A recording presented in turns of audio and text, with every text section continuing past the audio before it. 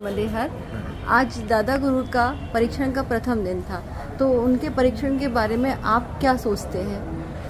देखिए, आज हमारा प्रथम दिन था और जब दादाजी सुबह 8 बजे यहाँ से निकले थे तो उसके पहले हमने सारे बेसलाइन टेस्ट किए थे। उनका शुगर, बीपी, SpO2 सब मॉनिटर किया था और दिन भर हमारे डॉक्टर उनके साथ थे, एम्बुलेंस हमारे साथ थी, डॉक्टर हमारे साथ था। हम हर 4 घंटे में, 2 घंटे में और उनका ब्लड प्रेशर, ब्लड शुगर और SpO2 और पल्स लेते थे।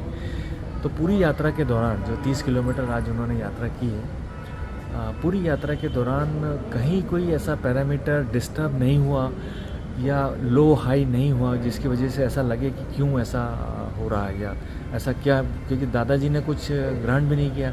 दिन भर 24 आवर्स में उन्होंने केवल 100 ml हमारे सामने पानी पिया था। क्या यह संभव है? 100 संभव तो नहीं है ml में? हाँ, असंभव सी बात है। 100 ml में आदमी 42 डिग्री सेंटीग्रेड में 30 किलोमीटर अगर पैदल चल रहे हैं तो इतनी स्वेटिंग होगी और इतना डिहाइड्रेशन होगा, वो भी दादाजी को नहीं है। तो एक बड़ी अचंभे की बात है। वो भी तब जब वो 42 माह से सिर्फ जल ले रहे हाँ, हैं। वो भी वही कि जब 42 माह से सिर्फ जल पे ही हैं वो 83 दिन से उन्होंने कुछ हार्ड सॉलिड फूड कुछ लिया भी नहीं। तो ये आश्चर्य की बात है, हम भी अचंभित है, सारा मेडिकल साइंस अचंभित है।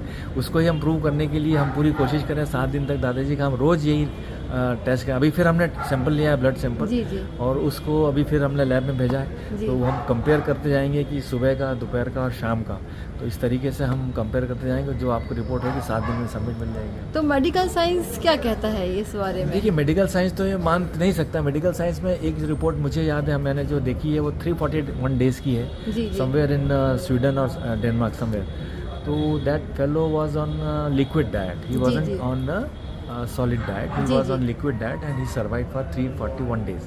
तो वो एक जो रिपोर्ट है वो थोड़ी हमने सामने है, पर दादाजी का थोड़ा सा डिफरेंट सिनेरियो है। एक तो वो वॉक करते हैं, नंबर 1, दूसरा वो सिर्फ 100 ml या 200 ml जितना भी पानी लेते हैं।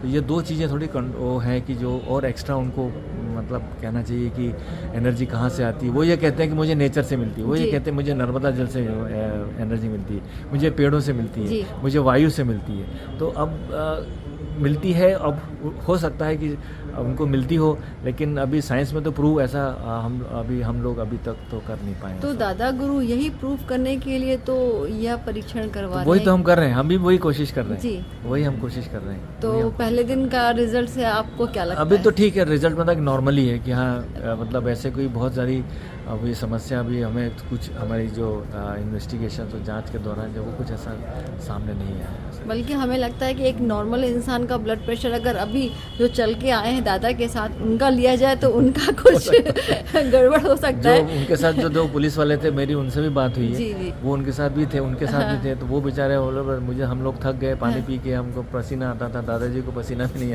आता था। तो नेचुरली जब स्वेटिंग नहीं होगा तो थोड़ा सा डिहाइड्रेशन भी कम हो गया।